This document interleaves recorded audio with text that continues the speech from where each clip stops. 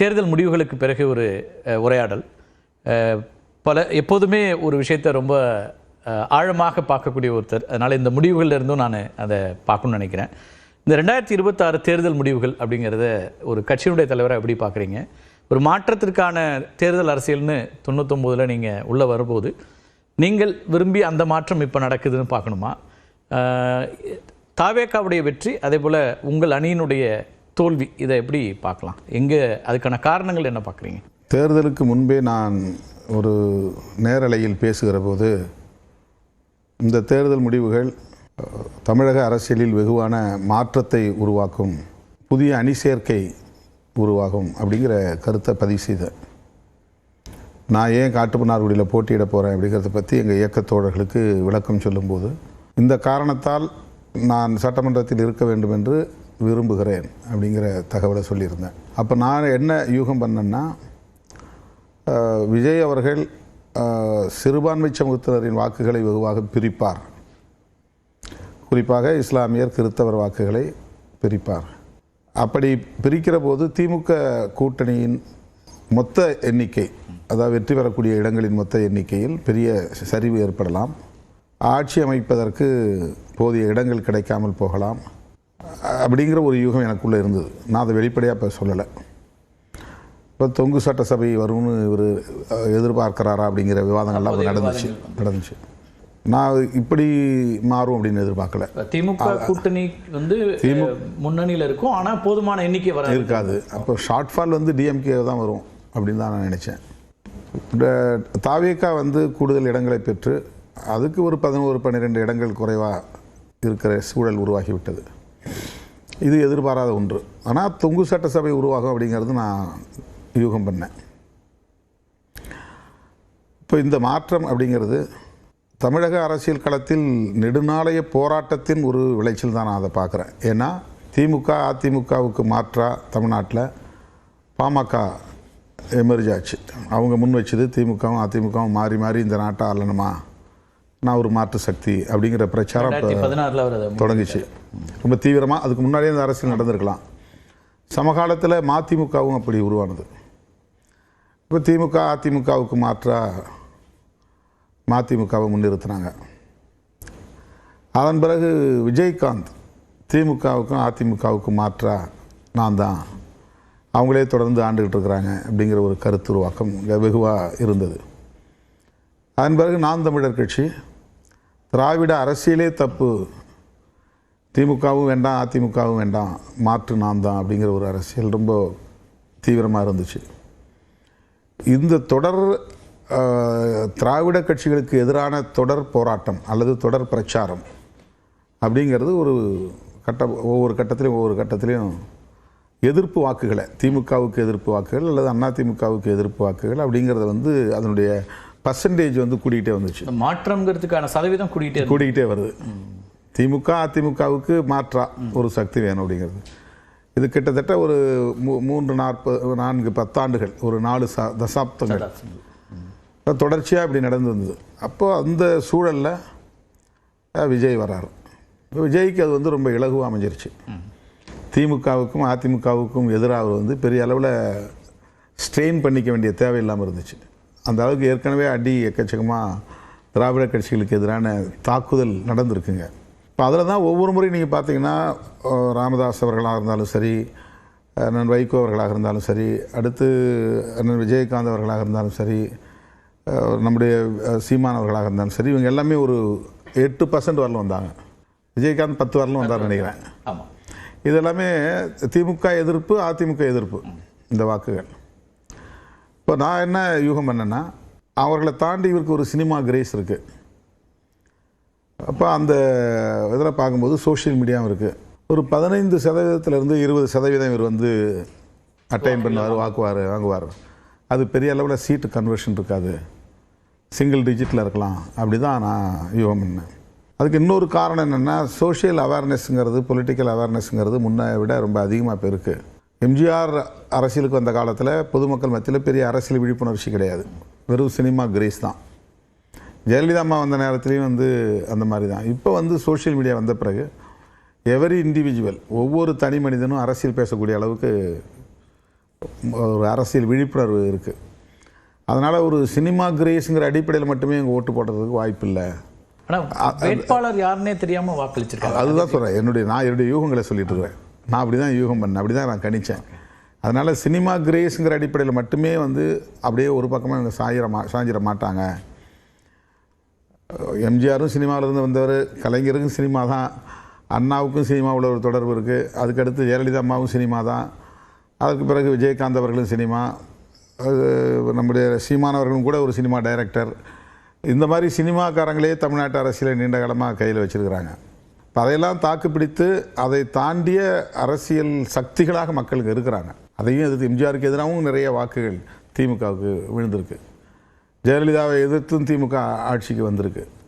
இப்போ அந்த cinema grace அப்படிங்கிறத தாண்டி இளம் தலைமுறையினர் கொள்கை அடிப்படையில் வாக்களிப்பாங்க அல்லது எதிர்கால அரசியலை கணக்கில் வச்சு வாக்களிப்பாங்க அப்படின்னா நம்ம யூகம் பண்ணதுனால தாவேகா வந்து ஒரு ஆட்சியை கைப்பற்றும் அளவுக்கான இடங்களை பெறும் அப்படின்னு நம்ம யூகம் பண்ணல. அப்போ அதனால் இந்த முடிவுகள் வந்து நமக்கு அதிர்ச்சி தரக்கூடிய ஒரு முடிவு தான், அதில் எந்த மாற்று கருத்தும் இல்லை.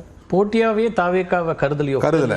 ஏன்னா இப்போ ஒரு பக்கம் வந்து திமுக எப்படி அரசியல் அந்த பிரச்சார வியூகத்தை கட்டமைச்சது அப்படின்னா தொடர்ச்சியாக நாங்கள் வந்து ஆன்டி பிஜேபி ஸ்டாண்ட் எடுத்துருக்கோம். அது 17 தொடர்ந்து 17 நாங்கள் எடுத்துருக்கோம். இவர் அதிமுகவையே வந்து ஒரு முதல் எதிரியாக வைக்காமல் அவங்களுடைய சபார்டினேட்டாக தான் நாங்கள் அதை பார்த்தோம். பிஜேபியினுடைய சபார்டினேட் அப்படிங்கிறது தான். இப்போது பிஜேபியை எதிர்த்து எங்களுடைய மொத்த செயல் திட்டங்களும் வரையறுக்கப்பட்டுருச்சு. என்னுடைய பிரச்சாரம், அது செயல் திட்டங்கள் எல்லாமே தமிழ்நாடு வெல்லும் அப்படிங்கிறது கூட பிஜேபிக்கு எதிரான ஒரு முழக்கம்தான்.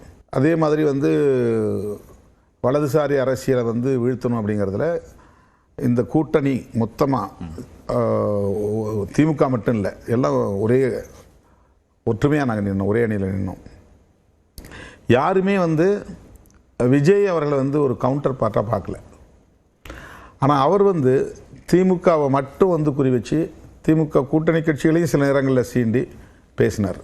அவர் பாஜகவை வந்து முதன்மை எதிரியாக பேசலை, அதிமுகவையும் பெரிய அளவில் பேசலை, சில இடங்களில் மற்றும் சில கட்சிகள் அப்படிங்கிற மாதிரி தான் பேசினார். அப்போது அவர் வந்து இங்கே எந்த அளவுக்கு வந்து திமுகவுக்கும் திமுக கூட்டணிக்கும் எதிராக பிரச்சாரம் பண்ணாரோ அந்த அளவுக்கு வந்து ஈடு கொடுத்து அவருக்கு எதிரான அரசியலை நாங்கள் பேசவே இல்லை. இப்போ எங்கள் நோக்கங்கிறது பாஜக அங்கே வளரக்கூடாது. இங்கே வந்து போன முறை 4 இடத்துல வந்தாங்க, இந்த முறை வந்து அது கூட வரக்கூடாது, அதுதான் நோக்கம். நாடாளுமன்ற தேர்தலில் அவங்க 11% கிட்டத்தட்ட வாக்குகள் வாங்கியிருந்தாங்க. அதை வந்து மறுபடியும் வளர விடக்கூடாது, அதை பெரிய அளவு சரிய வைக்கணும். இதில் வந்து இப்போ திமுக வந்து ஓரளவுக்கு வெற்றி பெற்றிருக்கு. ஓரளவுக்கு இல்லை, அது வெற்றி. அவங்க ஒரே ஒரு இடம் தான் வந்திருக்காங்க, அவங்க வீழ்த்தப்பட்டிருக்கிறாங்க. ஏடிஎம்கேவும் போன தடவை 66 இடம், இந்த தடவை 47 இடம். அப்போ அந்த அணி வந்து வீக்கன் ஆகிருக்கு. எங்கள் பிரச்சாரம் வந்து எடுபட்டிருக்கு அப்படின்னு தான் நான் வந்து அதில் பார்க்குறேன். எங்களுடைய நோக்கம் வந்து கவுண்டர் பார்ட் வந்து பிஜேபி தான், என்டிஏ தான். அதில் வந்து நாங்கள் வந்து வெற்றி அடைஞ்சிருக்கிறோம். ஆனால் உங்களுக்கான வெற்றி அது மாறலை, நமக்கான வெற்றி அது மாறலை. இப்போ 2 தரப்புலையும் வந்து எதிர்ப்பு வாக்குகள் இருக்குல்ல, திமுகவுக்கு எதிர்ப்பு வாக்கு, அதிமுகவுக்கு எதிர்ப்பு வாக்கு, பிஜேபிக்கு எதிர்ப்பு வாக்கு. இப்போ எங்களுடைய பிரச்சாரம் வந்து பிஜேபி போடக்கூடாதுன்றோம். அப்போ திமுகவுக்கு எதிர்த்து வாக்களிச்சிருந்தவங்க இன்ன வரலும் வந்து சீமானுக்கு போட்டுக்கிட்டு இருந்தாங்க, திமுகவுக்கு எதிராக இருந்தவங்க வந்து அதிமுக போட்டுக்கிட்டு இருந்தாங்க, திமுகவுக்கு எதிராக இருந்தவங்க பிஜேபி போட்டுக்கிட்டு இருந்தாங்க. இப்போ எங்கள் பிரச்சாரம் வந்து அவங்க இவருக்கு ரொம்ப இலகுவாக்கிருச்சு. அப்போ பிஜேபிக்கு எதிராக போட்டவங்கெல்லாம் எங்களுக்கு போட்டுருந்தாங்க இல்லையா, அந்த வாக்கு அங்கே போயிடுச்சு. இப்போ உதாரணத்துக்கு முஸ்லீம் வாக்குகள், கிறிஸ்தவர் வாக்குகள். இப்போ திரைப்படத்தில் வெறும் விஜய் அப்படின்னு அறிமுகப்படுத்தப்பட்டவர் அரசியலில் ஜோசப் விஜய் அப்படின்னு வந்து பிராண்ட் ஆகிறார். அவருடைய பிராண்டிங் வந்து ரொம்ப வித்தியாசமாக, அது வந்து கிறிஸ்தவர் வாக்குகளை வெகுவாக அந்த பக்கம் தள்ளிடுச்சு. ஒரு கிறிஸ்தவர் அப்படிங்கிற அளவுக்கு கிறிஸ்தவர் வாக்குகள் வந்து அரௌண்ட் 80% கிட்டத்தட்ட அந்த பக்கம் ஷிஃப்ட் ஆகிருக்கு. முஸ்லீம் வாக்குகள் வந்து ஒரு 60 to 70 இந்த பக்கம் வந்துருக்குன்னு நான் நினைக்கிறேன். அந்தளவு தான் இங்கே வந்து ரீட்டைன் ஆகிருக்கு. ஃபஸ்ட்டு சேதாரம் இருக்குது. இல்லை, ஓவராலாக பார்க்கும்போது பிஜேபியினுடைய கோர் ஓட் பேங்க் அடி வாங்கியிருக்கு. 11% இருந்தவங்க 2.5% ஆகிட்டாங்க. 8% வாங்கின நாம் தமிழர் 4% ஆயிடுச்சு. அதே மாதிரி ஏடிஎம்கே டிஎம்கேவுடைய கோர் ஓட், அவங்களுக்கு ஸ்டாண்டர்டாக போடக்கூடிய அந்த வாக்குகளிலும் எரோடாக இருக்குது. விடுதலை சிறுத்தைகளுக்கு அந்த மாதிரி வந்து ஓட்டு சிதறி இருக்குது. அப்போ எல்லா செக்ஷன்ஸில் இருந்தும் அவர் வந்து ஓட்டை எடுத்துருக்கிறாரு. இப்போ மேஜராக வந்து எங்களுக்கு பெரிய அளவில் வெற்றிக்கு துணையாக இருந்த வாக்கு வங்கிங்கிறது சிறுபான்மையினருடைய வாக்குகள். அந்த வாக்குகள் வந்து பெருமளவில் வந்து ஷிஃப்ட் ஆகிருக்கு. அதுதான் எங்களுக்கு வந்து இந்த பாதிப்பு. தேர்தலுக்கு முன்னாடியே பாஜக கணிச்சது அதுதானே, அவர் வந்து சிறுபான்மை வாக்குகளே பிரிச்சிருவாருன்னு அவங்க நினைச்சாங்க. அவங்க கணக்கில் அதுதான் எங்கள் பிரச்சாரம். இப்போ நான் மட்டும் பண்ணேன், அந்த கூட்டணியிலே நான் மட்டும்தான் வந்து தாவேகா வந்து சிறுபான்மையினருடைய வாக்குகளை பிரிக்கிறதுக்காக தான் களமிறங்கியிருக்கு. இவர் தனியாக நின்று ஆட்சியை கைப்பற்றுவதற்கு வாய்ப்பு இல்லை. அப்போ இதை வந்து திமுகவை ஆட்சியிலிருந்து அப்புறப்படுத்துவது தான் அவருடைய நோக்கம்னு பிரச்சாரம் பண்ணுறாரு. திமுகவை அப்புறப்படுத்திட்டா யார் அவர் ஆட்சியில் அமர வைக்க போகிறாரு அப்படிங்கிற ஒரு கேள்வியை நான் வந்து என்னுடைய பிரச்சாரத்தில் நான் எடுப்பினேன். ஆனால் அவரே வந்து அதை ரீப்ளேஸ் பண்ணிட்டார் ஒரு மாற்று சக்தியாக. அது ஒரு வகையில் வந்து பிஜேபியை இங்கே வீழ்த்திருச்சு அப்படின்னு நான் மகிழ்ச்சி அடையக்கூடிய அளவுக்கு ஒரு வெற்றியாக அதை நான் பார்க்குறேன். அதற்கடுத்து வந்து அதிமுகவுடைய ஆதரவை பெற்று இவர் வந்து ஆட்சி அமைக்க முடியும், அவங்களுக்கு ஒரு ஸ்டேபிள் கவர்மெண்ட் கொடுக்க முடியும். ஆனால் திமுக கூட்டணியில் இருக்கிற காங்கிரஸ், இடதுசாரிகள், விடுதலை சிறுத்தைகள், முஸ்லீம் லீக், இது எல்லாமே திமுக கூட்டணி. இப்போ அவங்க வந்து நாங்கள் ஒரு செக்யூலர் ஃப்ரண்ட்டை உருவாக்க விரும்புகிறோம் அப்படிங்கிற அடிப்படையில் இந்த ஆதரவை கோரி வெளிப்படையாக கடிதம் எழுதினாங்க. இது வந்து ஒரு எங்களுடைய முயற்சிக்கு கிடைத்த இன்னொரு வெற்றியாக நாங்கள் அதை பார்க்குறோம். இப்போ விடுதலை சிறுத்தைகள் அவங்க நினச்சிருந்தா அதிமுகவோட போயிருக்கலாம் அப்படிங்கிறது. ஆனால் இப்போ அந்த முயற்சி சூழல் நடந்துகிட்டு இருக்குன்னு சொல்கிறாங்க. அது அந்த அளவுக்கு அது மெட்டீரியலைஸ் ஆகும் எனக்கு தெரியல. ஆனால் ஓட்டு போட்டாங்க. இல்லை, நேரடியாக போய் அவர் பார்த்துருக்காரு. ஆமாம், முதலமைச்சர் விஜய் அவங்கள போய் சந்திக்கிறாருங்க போது அப்போ அவர் ஏதோ ஒரு வகையில் அவங்களை என்கரேஜ் பண்ணுறாரு அல்லது அந்த விமர்சனத்தை டிடிவி தினகரன் இது வந்து தேர்தல் முடிவு வந்த உடனே ஒரு நேரேஷன் செட்டப் இதை பண்ணாங்க. என்னென்னா அதிமுக உடனே இவங்க எடுக்க மாட்டாங்க, எடுத்தால் பி டீம் சொல்லிட்டு இவங்களுக்கு வந்து பிராண்ட் ஆயிரும். அதனால் திமுகவை தனிமைப்படுத்துகிற முயற்சியில் ஈடுபடுறாங்க. இப்போ திமுக கூட்டணி கட்சிகள் எல்லாத்தையும் ஒரு பக்கமாக இழுத்துட்டா திமுக தனிமைப்பற்றும். அதன் பிறகு அதிமுகவை அங்கே உடைப்பாங்க. இப்போ ஒரே நேரத்தில் சைமல்டேனியஸாக டிஎம்கே, ஏடிஎம்கே இந்த ரெண்டு கட்சிகளையும் காலி பண்ணுறது தான் வந்து அவங்களுடைய நோக்கமாக இருக்க முடியும் அப்படின்னு ஒரு நேரேஷன் வந்துச்சு. யூடியூப்பில் நிறைய ஒரு ஜேர்னலிஸ்ட் கூட அதை பற்றி பேசியிருக்கிறாரு. இப்போ நான் வந்து தேர்தலுக்கு முன்னால் திமுகவோடையே இருக்கணும் அப்படின்னு ஒரு ஸ்டாண்டை எடுத்ததுக்கு இது ஒரு முக்கியமான காரணம். திமுகவோட எங்களுக்கு வந்து விமர்சனங்கள் இருக்குது, பல போராட்டங்கள்லாம் நாங்கள் திமுக அரசாங்கத்தை எதிர்த்து நடத்தியிருக்கிறோம். பல பேர் வந்து அதெல்லாம் பார்க்காமலேயே நாங்கள் தலித்துகளுக்காக பேசவே இல்லைங்கிற மாதிரி அவதூறுகளை பரப்புகிறாங்க. திமுக கூட்டணியில் இருந்துக்கிட்டே எங்கள் அளவுக்கு வந்து அந்த அரசை எதிர்த்து யாரும் போராடி இருக்க முடியாது. வேங்கவேல் பிரச்சனையில் அவ்வளவு போராட்டங்கள் நடத்தணும், வேங்கவேலில் நாங்கள் சம்மந்தமே படலை, போயே பார்க்கலன்றாங்க. அது அவதூறு. நாமக்கல்லில் ஒரு மர்டர் ஆச்சு, அதை எதிர்த்து மிகப்பெரிய அளவில் ஒரு ஆர்ப்பாட்டம் என் தலைமையில் நடந்துச்சு. ஒசூரில் தொடர் படுகொலைகள், காவல்துறையை கண்டித்து, தமிழக அரசை கண்டித்து மிகப்பெரிய ஒரு போராட்டத்தை நடத்தணும், அது என்னுடைய தலைமை நடந்துச்சு. தென் மாவட்டங்களில் தொடர் படுகொலைகள் நடந்துச்சு. அந்த படுகொலைகளுக்கு எங்களுக்கு போலீஸ் பர்மிஷன் கொடுத்துட்டாங்களே தவிர ஸ்டேஜ் போடவே விடலை, மைக் செட் வைக்க விடலை. அதையும் தாண்டி நான் பேசிட்டு வந்தேன். முதல்வர் அதுக்கு வருத்தப்பட்டார், நீங்கள் போலீஸ் துறையை இவ்வளவு கடுமையாக சாடுறீங்க அப்படின்னு சொல்லி வருத்தப்பட்டார். அது மாதிரி விஜிலன்ஸ் கமிட்டியில் நாங்கள் நிறைய பிரச்சனைகளை வந்து அட்ரஸ் பண்ணியிருக்கோம், எக்கச்சக்கமாக பேசியிருக்கிறோம். ஆனால் தலித்துகள் என் பக்கத்தில், அதாவது விடுதலை சிறுத்தைகளோட அந்த கன்சால்டேட் ஆகிறத விரும்பாதவர்கள் தொடர்ந்து அதை விமர்சனம் பண்ணுறாங்க. அப்படி இருந்தும், அந்த விமர்சனங்கள் இருந்தும், அந்த போராட்டங்கள் இருந்தும் திமுக கூட்டணி நம்ம இருக்கணும்னு நினைச்சதுக்கு முக்கிய காரணம், ஏதாவது ஒரு திராவிட கட்சி இங்கே வலுவாக இருந்தால் தான் வலதுசாரிகள் இங்கே வந்து வலிமை பெற முடியாது. அப்போ நம்ம தாவேக்காவை வந்து ஒரு மாற்று சக்தியாக பார்க்கல, அவங்க வந்து வலதுசாரிக்கு எதிரானவர்கள் அப்படிங்கிற கருத்து நமக்கு உருவாகலை. அவங்க மைனாரிட்டிஸ் ஓட்டை மட்டும் டார்கெட் பண்ணி உள்ளே வராங்க, அதனால் இவங்க பின்னால் பிஜேபி இருக்கலாம், ஆர்எஸ்எஸ் இருக்கலாம் அப்படிங்கிற ஒரு யூகம் தான். அதுக்கு ஆதாரம் இல்லை, யூகம் தான். என்னுடைய விமர்சனம் அது. நான் ஆரம்பத்தில் அப்படி தான் அதை வச்சேன், தேர்தல் பிரச்சாரத்தில் அப்படி தான் வச்சேன். அப்போ திமுகவோ அதிமுகவோ பலவீனப்பட்டு ஒரு கட்சி, இப்போ அதிமுக அப்படி ஆயிரும் அப்படின்னு நான் தேர்தலுக்கு முன்னால் பலமுறை சொன்னேன். நீங்கள் பிஜேபியோட கூட்டணி வச்சுருக்கிறதுனால உங்கள் இமேஜும் அடிபடும், நாளுக்கு நாள் அது வந்து பலவீனப்படும், ஒரு சரிவை நோக்கி போகும், நீங்கள் கவனமாக இருக்கணும். பிற மாநிலங்களில் அது நடந்திருக்கு அப்படிங்கிற சான்றுகளோட பல முறை நான் பேசியிருக்கிறேன். இன்றைக்கி அதுதான். இப்போ ஏன் நாங்கள் பிஜேபியோட அது ஏடிஎம்கேட போகல அப்படின்னா, அது என்டிஏவில் இருந்து வந்த கட்சி, அவங்க வந்துட்டாங்கன்னா பிஜேபி உள்ளே வந்துடும், அதனால் நாங்கள் வந்து ஏடிஎம்கே எடுக்கலை அப்படின்னு சொன்னாங்க. இப்போது ஏடிஎம்கேவோ உடைச்சி அதுலேருந்து 10 பேர் வெளியே வரக்கூடிய நிலை உருவாயிருக்கு. அது யார் உடைக்கிறாங்களோ அது நமக்கு தெரியல. 25 பேர் இன்றைக்கி வந்து வெளியே வந்து சட்டமன்ற உறுப்பினர்கள். இப்போ அதிமுக வந்து மறுபடியும் ரிவைவல் ஆகுமா அப்படிங்கிறது ஒரு பெரிய கேள்வியாக இருக்குது. திமுக மறுபடியும் மீண்டு எழுந்து அவங்க ஒரு ஆளுங்கட்சியாக வருவாங்களா அப்படிங்கிற ஒரு கேள்வி இருக்குது. அப்போ மொத்தத்தில் வந்து ரெண்டு கட்சியுமே பலவீனப்பட்டுட்டா தாவேக்காவை எதிர்த்து அரசியல் பண்ணக்கூடிய இடத்துல யார் இருப்பா? தாவேக்காவுக்கு எதிராக விசிகா இருக்குமா, தாவேக்காவுக்கு எதிராக நாத்தாக்கா இருக்குமா, தாவேக்காவுக்கு எதிராக இடதுசாரிகள் இருப்பாங்களா, தாவேக்காவுக்கு எதிராக யார் இருப்பா? பாஜக இருக்கலாம். பாஜக தான். அப்போ நாம் நினச்ச வலதுசாரிகள் மறுபடியும் இங்கே உள்ள அடி எடுத்து வைக்கிறதுக்கான ஒரு சூழல் அமைதில்லை. இதை நான் முன்கூட்டியே உணர்ந்து தான் அதிமுக வலுவாக இருக்கணும், நீங்கள் பிஜேபி பக்கம் போகாதீங்க, நாங்கள் திமுக கூட்டணியிலே தான் இருப்போம், இந்த கூட்டணி வலுவாக இருக்கணும், இதுதான் வந்து மதசார்பற்ற அணி, இதில் இடதுசாரி அரசியல் இருக்குது, அதனால் நாங்கள் இங்கே தான் இருப்போம், எங்களுக்கு வரக்கூடிய நட்டங்களை பற்றி நாங்கள் கவலைப்படலை, ஒரு ஐடியாலஜிக்கலாக நாங்கள் வந்து ஸ்ட்ராங்காக இருக்கணும்னு விரும்புகிறோம், நாங்கள் சிதறாமல் இருக்கணும்னு விரும்புகிறோம் அப்படின்னு நம்ம நினச்சோம். ஆனால் மொத்த களமுமே எப்படி மாறிடுச்சுன்னு சொன்னால் வலதுசாரிகளுக்கு வழிவிடக்கூடிய ஒரு சூழலாக இது அமைஞ்சு போச்சு. இப்போ இருக்கிற சூழல் அப்படி தான் நான் பார்க்குறேன். ஏன்னா தாவேக்காவை எதிர்த்து யார் அரசியல் பண்ண போகிறாங்கிற ஒரு கேள்வி இருக்குல்ல. ஆளுங்கட்சியாக இந்திய அளவில் இருக்கிற பாரதிய ஜனதா இப்போ தாவேக்காவை வந்து ஒரு எதிர்நிலையில் வச்சு அவங்க ஜோசப்புங்கிற பேரே அவங்களுக்கு பிடிக்காது. ஒரு சிறுபான்மை சமூகத்தை சார்ந்தவர் தமிழ்நாட்டினுடைய முதலமைச்சராக இருக்கிறத நிச்சயமாக அவங்க விரும்ப மாட்டாங்க. பிஜேபியினுடைய நேர் எதிராக இருக்கக்கூடிய காங்கிரஸ் அங்கே அமைச்சர்கள் இடம்பெற போகுது. பிஜேபியை ஐடியாலஜிக்கலாக தொடர்ந்து எதிர்க்கிற இடதுசாரி கட்சிகள் அவங்களுக்கு ஆதரவாக இருக்கிறாங்க. பிஜேபியை கடுமையாக விமர்சனம் பண்ணக்கூடிய விசிகா அங்கே ஆதரவு நல்கி இருக்கிறது. பிஜேபியால் ஏற்கவே முடியாத இஸ்லாமியர் கட்சி அங்கே இருக்குது. அப்போ இந்த நிலையில் தாவேக்கா அரசாங்கத்தை எதிர்த்து அரசியல் பண்ணக்கூடிய இடத்துல இன்னைக்கு பிஜேபி தான் படிப்படியாக முன்னால் வந்து நிற்பாங்க.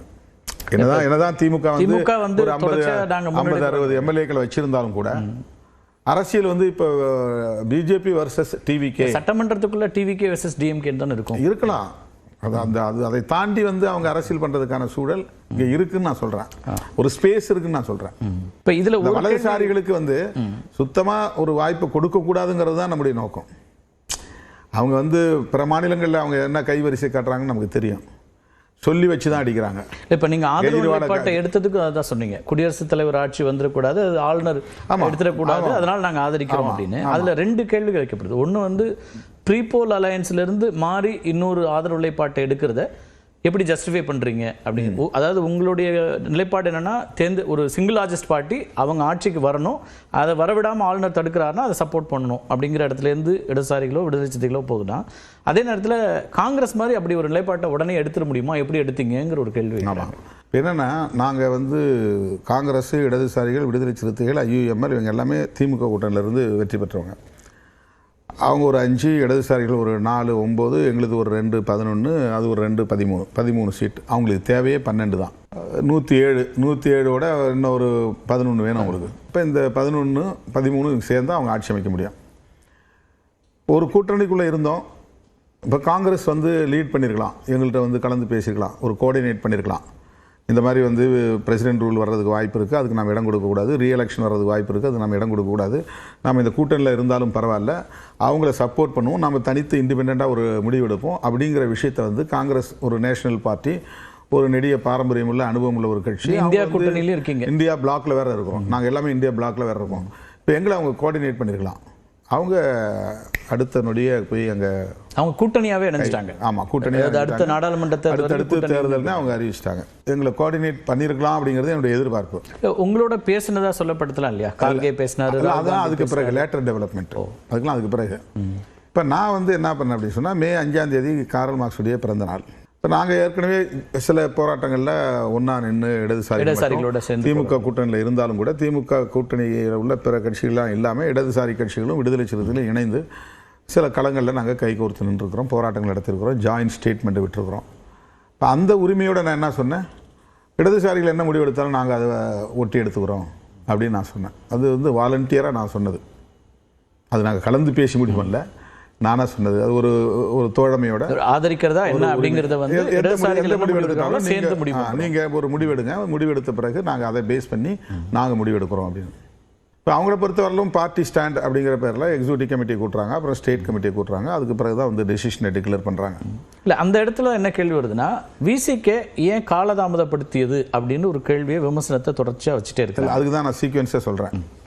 இதில் என்ன அப்படின்னா, இப்போ அவங்கக்கிட்ட நான் வந்து வாலண்டியராக போய் அவங்கள்ட்ட சொன்ன விஷயம், சில சஜஷன்ஸ் கொடுத்தேன், ப்ரப்போசல்ஸ் என்ன கொடுத்தேன்னா, நாம் சேர்ந்து முடிவெடுப்போம், அந்த எந்த முடிவாக இருந்தாலும் இவ்வளோ நாளாக நம்ம ட்ராவல் பண்ண ஒரு 7-8 வருஷம் ட்ராவல் பண்ணியிருக்கிறோம் திமுக கூட்டணியில். அந்த திமுக தலைவரை சந்தித்து நாம் 3 பேருமே சந்தித்து இந்த மாதிரி நாங்கள் ஒரு முடிவு எடுத்துருக்குறோம் அப்படின்னு நம்ம வந்து ஃப்ரெண்ட்லியாக சொல்லிவிட்டு அதுக்கப்புறம் அறிவிக்கலாம்.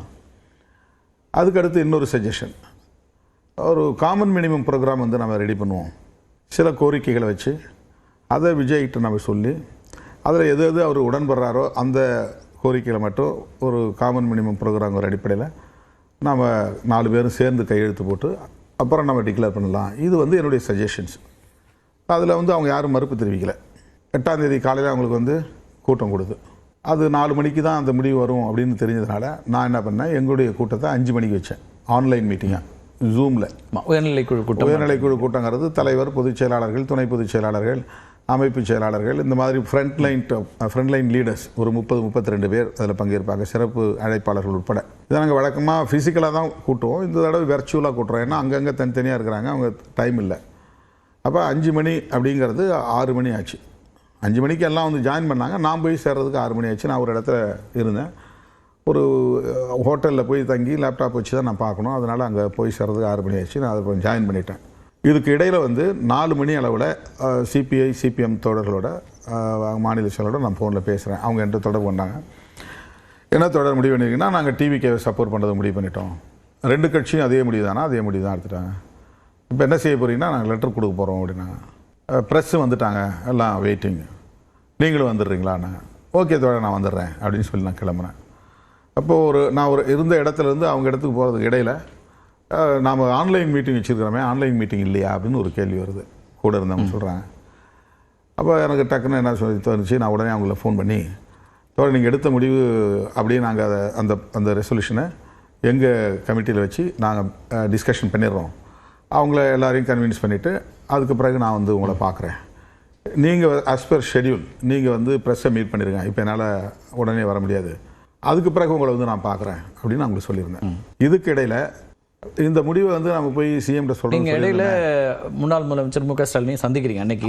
அது வந்து 7ஆம் தேதி பார்க்குறோம். இது 7ஆம் தேதி நாங்கள் பார்த்துறோம். ஆமாம், அதாவது 5ஆம் தேதி எல்லா தலைவர்களும் ஒன்றா போய் அறிவாலயத்தில் பார்க்குறோம். ஆமாம். அப்போ அவர் என்ன சொன்னார்னா, இது வந்து மக்கள் அளித்த தீர்ப்பு, அதனால் அவர் ஆட்சி அமைக்கிறது நம்ம யாரும் இடையூறாக இருக்கக்கூடாது, நாமெல்லாம் ஒற்றுமையாக இருந்து செயல்படுவோம்னு அவர் சொல்கிறார். 5ஆம் தேதி, 4ஆம் தேதி ரிசல்ட்டு, 5ஆம் தேதி அவர் ஒரு ட்விட்டர் பதிவுலேயே சொல்கிறார், நாங்கள் வந்து எதிர்கட்சியாக செயலாற்றுவோம். முதல் ரியாக்ஷன் அப்படி தான் வருது, கன்ஸ்ட்ரக்டிவ் அப்போசிஷன், நம்ம ஒன்றா இருந்து செயல்படுவோங்கிற மாதிரி தான் அந்த கருத்து வருது. 7ஆம் தேதி எங்களுக்கு தனித்தனியாக ஒரு அழைப்பு வருது, திடீர்னு வந்து சிஎம் பார்க்க விரும்புகிறார் அப்படின்னு. அப்போ நாங்கள் 2-3 பேர் போகிறோம், அவங்களும் வந்திருந்தாங்க. அப்போ அங்கே ஒரு கருத்து வைக்கப்பட்டது. என்னென்னா, இது மாதிரி வந்து நம்ம அணியும் அதிமுக அணியும் சேர்ந்தால் நாமளே ஆட்சி அமைக்க முடியுங்கிற ஒரு ப்ரப்போசல் வந்துருக்குது. அதான் எடப்பாடி அவர்களை வந்து முதலமைச்சராக முன்மொழிகிறாங்க, இதை பற்றி உங்கள் கருத்து என்ன அப்படின்னு. முதல்ல நான் வந்து சொல்கிறேன், இது திமுகவுக்கே பெரிய கேள்விக்குறியாயிரும், உங்களுடைய எதிர்காலமே சூன்யமாயிரும், இது நல்ல முயற்சி இல்லை அப்படின்னு நான் சொல்கிறேன். கம்யூனிஸ்டுகளும் கிட்டத்தட்ட அதே மாதிரியான ஒரு டோனில் தான் கருத்து சொன்னாங்க. நாங்கள் எழுச்சி வந்துட்டோம். அது பிறகு எங்களுக்கு இடையில் ஃபோனில் தான் பேசணும், அது சரியாக வராது அப்படின்னு. இப்போ அதில் நாங்கள் யாரும் ஈல்டாகலை. அது அவ்வளோதான், முடிஞ்சு போச்சு. அதுக்கப்புறம் அதை பற்றி எந்த டிபேட்டும் நம்மகிட்ட வரல, யாரும் நம்மகிட்ட தொடர்பு இல்லை. 8ஆம் தேதி இரவு நான் வந்து அவரை பார்த்து சொல்லான்னு போனப்போ அவர்கிட்ட நான் பேசிகிட்டு இருக்கும்போது ஒரு 2-3 மினிட்ஸ் தான் இருக்கும். அவர் வந்து, இல்லை நீங்கள் இடதுசாரிகள் எடுக்கிற முடிவின் அடிப்படையில் ஒரு முடிவு எடுக்கிறதா சொல்லிட்டீங்க, அதனால் நீங்கள் வந்து அவர் சப்போர்ட் பண்ணுங்கள், இது திரு ஸ்டாலின் சொல்கிறார். ஆமாம், அவர் சொல்கிறார், அது ஒன்றும் பிரச்சனை வேணும். அது அவர் போனது பிறகு அங்கே இருந்தவங்க மத்தியில் ஒரு கருத்து வருது. என்னென்னா, இல்லை இப்போ வேறு மாதிரி ஒரு லேட்டர் டெவலப்மெண்ட் இருக்குது, வந்து உங்களை வந்து காமன் கேண்டிடேட்டாக ப்ரப்போஸ் பண்ணியிருக்காங்க, நீங்கள் முதல்வர் அப்படிங்கிற மாதிரியும், எடப்பாடியோ இந்த மற்ற 2-3 பேரோ வந்து துணை முதல்வருங்கிற மாதிரியும் பேசுகிறாங்க. யார் பேசுகிறாங்கன்னா, ஏடிஎம்கே சைடில் பேசிகிட்டு இருக்கிறாங்க.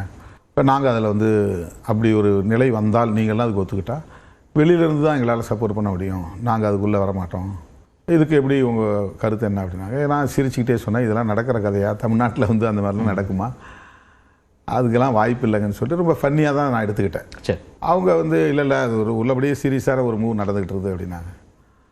அப்புறம் நாங்கள் சரி அப்படின்னு சொல்லிட்டு வந்துட்டோம். நாளைக்கு காலையில் 11 மணி அல்லது 12 மணிக்கு நாங்கள் வந்து ப்ரெஸ்ஸை மீட் பண்ணி இதுதான் அறிவிக்க போகிறோம் அப்படின்னு சொல்லிட்டு வந்துட்டோம்.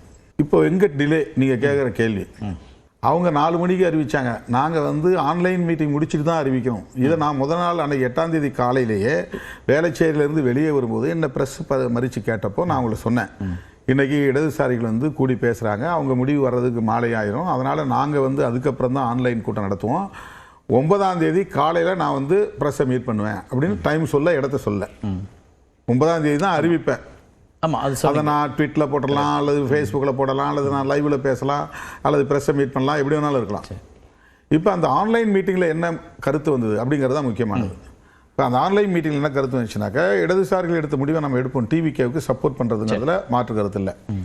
ஆனால் அவங்க வந்து அமைச்சரவையில் பங்கேற்கிறது இல்லைன்னு முடிவு எடுத்த மாதிரி நாம் எடுக்கணுமா, நாம் வந்து கட்டாயமாக அமைச்சரவையில் பங்கேற்கணும், இந்த கருத்து பரவலாக இருந்துச்சு. மூத்த நிர்வாகிகள் எல்லாமே ஃப்ரண்ட் லைன் லீடர்ஸ், எல்லாமே என் கூட நீண்ட நாளாக ட்ராவல் பண்ணக்கூடிய தோழர்கள். அப்போ அதில் வந்து 2 பொதுச் செயலாளரும் கலந்துக்கிட்டு பேசினாங்க. அவங்கெல்லாம் விழுப்புரத்துலேருந்தே கலந்துக்கிட்டு பேசுனாங்க, சென்னையில் இல்லை அவங்க.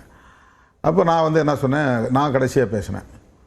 அப்போது வழக்கம் போல் வந்து தலைவருங்கிற முறையில் நான் என்ன முடிவு எடுத்தாலும் அந்த முடிவுக்கு நீங்கள் கட்டுப்படணும் அப்படின்னு சொன்ன உடனே அவங்க சரி, தலைவருக்கு முடிவெடுக்கிற அதிகாரத்தை நாங்கள் கொடுத்துட்றோன்னு முடிச்சுட்டு நன்றி உரையோடு முடிச்சிடுறாங்க.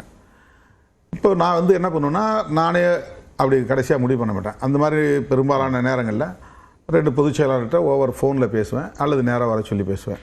அன்னைக்கு அவங்க வந்துட்டாங்க, சென்னைக்கு வந்துட்டாங்க. ஆனால் வெவ்வேறு இடத்துல தங்கியிருக்கிறோம். இப்போ நான் என்ன சொன்னேன், இன்றைக்கி இரவு வேண்டாம், நாளை காலையில் பார்த்துக்குவோம். இப்போ நான் தங்கியிருக்க இடத்துக்கு நீங்கள் வரணும் அப்படின்னு நான் சொல்லும்போது அதில் இன்னொரு முக்கியமான பிரச்சனை என்னென்னா, 8ஆம் தேதியே வந்து அந்த ஃபார்மெட் வந்து நாங்கள் வாங்கிட்டோம். ஓ சரி, ஆதரவு கடிதம் கொடுக்கறதுக்கு. அது ரவிக்குமாருடைய ஃபோனுக்கு வாட்ஸ்அப்பில் வந்துருச்சு. கவர்னர் பங்களாவில் டிராஃப்ட் பண்ணது ஒரு இண்டிவிஜுவல் எம்எல்ஏவும் கையெழுத்து போடுற ஒரு ஃபார்மேட் அது. அதை நாங்கள் பிரிண்ட் அவுட் எடுத்துட்டோம். 8ஆம் தேதி 4 மணிக்கு மேலே அதை பிரிண்ட் அவுட் எடுத்துகிட்டு கையில் வச்சுட்டோம். ஆனால் எம்எல்ஏக்கள் 2 பேரும் ஊரில் இல்லை. அவர் வன்னியரசு வந்து எங்கள் ஊர் அங்கனூருக்கு போய் எங்கள் அப்பா நினைவிடத்தில் அஞ்சலி செலுத்திட்டு இங்கே வந்துட்டு என்கிட்ட அனுமதி வாங்கிட்டு தான் எங்கள் அப்பா நினைவிடத்துக்கு நான் போகிறேன் ஊருக்கு, ரெட்டியாப்பட்டி மல்லாங்கண்ணூர் பக்கத்தில், அங்கே போயிட்டு நான் வந்துடுறேன்னாரு. சரி, நீங்கள் விருதுநகர் மாவட்டம் போகிறார், சரி போயிட்டு வந்துடுங்க அப்படின்னு சொல்லி அனுப்பிச்சிட்டேன். இவரு நான் ஊருக்கு வந்து இங்கே வந்து 2-3 நாள் ஆச்சு, நான் ஊருக்கு போயிட்டு வந்துடுறேன் அப்படின்னு அந்த பெரியவரும் சொல்கிறாரு. ஜோதிமணி காட்டுமன்னார் கோயில் 2 பேரும் ஊரில் இருக்கிறாங்க. உடனே நான் அன்றைக்கே நைட்டே ஃபோன் பண்ணுறேன் யார்கிட்ட, வன்னியரசுகிட்ட. வன்னியரசு வந்து அண்ணே நான் ஊருக்கு வந்துட்டேனே, நான் காலையில் தான் எனக்கு ஃப்ளைட் அப்படின்னாரு.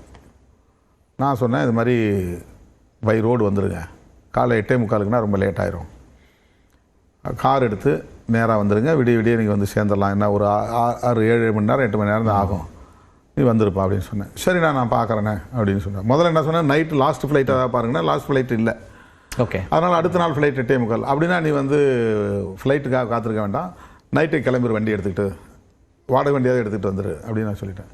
சரி நான் பார்க்குறேன்னு சொல்லிவிட்டு அப்புறம் அவர் விட்டார். ஆனால் அப்போ என்ன சொன்னேன்னா, காலையிலே வந்தாலும் கூட நீங்கள் வந்து பொதுச் செயலாளர் ரவிக்குமார் அவங்களெல்லாம் பார்த்துட்டு அவங்களோட வந்து என்ன பாரு அப்படின்னு சொல்லியிருந்தேன். அப்புறம் காலையில் 8:30 மணிக்கு அடிக்கிறேன், நான் ஏர்போர்ட்டில் இருக்கிறேன்.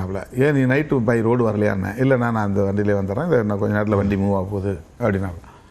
அப்புறம் நான் சொன்னேன் இது மாதிரி நீங்கள் இறங்கின உடனே ரவிக்குமார் சிந்தனை செல்வன் ஒரு இடத்துல தங்கியிருக்கிறாங்க, அவங்கள பார்த்துட்டு என்னை பார்க்க வாங்க அப்படின்னு நான் சொல்லியிருந்தேன். இவர் 10 மணிக்கு வந்து லேண்ட் ஆனார். நேராக அவரை போய் பார்த்தாங்க. 11:15 அவரை போய் பார்த்துட்டு அங்கேருந்து என்கிட்ட வந்து சேர்றதுக்கு 12:30 ஆயிடுச்சு. அந்த எம்எல்ஏ வந்து சேர்றதுக்கு 12:45 ஆயிடுச்சு. அதுக்கு பிறகு தான் நாங்கள் வந்து உட்காந்து பேசுகிறோம். என்ன பேசுகிறோன்னு சொன்னால், மினிஸ்டர்ஷிப் நமக்கு வேணுமா வேணாமாங்கிறது தான் முக்கியமான கொஷின். அதுக்கான உரையாடல், அந்த உரையாடல் இல்லாமல் நான் ஒரு முடிவு எடுக்க முடியாது. பெரும்பான்மை அந்த கருத்து தானே சொல்லியிருக்கிறாங்க. இப்போ நான் வந்து ஒரே ஆளாக என்ன சொல்கிறேன், அவுட் சைட் சப்போர்ட், நமக்கு வந்து மந்திரி சபையெல்லாம் இடம்பெற வேண்டாம். ஆனால் நீங்கள் தான் ரொம்ப நாளாக கூட்டணி ஆட்சியை பற்றி பேசிட்டு, கூட்டணி ஆட்சி இருந்தாலும் நாம் ஒரு கூட்டணியில் இருக்கிறோம், இந்த கூட்டணியில் சேர்றதா இல்லையாங்கிறது அது ஒரு மேஜர் டிசிஷன் இல்லையா. இன்னொரு கூட்டணியில் சேர போகிறோமா இல்லையாங்கிறது ஒரு முக்கியமான ஒரு கேள்வி இருக்குல்ல. அமைச்சரவையில் பங்குங்கிறது கூட்டணியே மாத்திர மாதிரி. ஆமாம், கூட்டணியை மாத்திர மாதிரி தானே. ஆதரவுங்கிறது நிலைப்பாடுங்கிறது வேற, வெளியிலிருந்து ஆதரவு நிலைப்பாடு.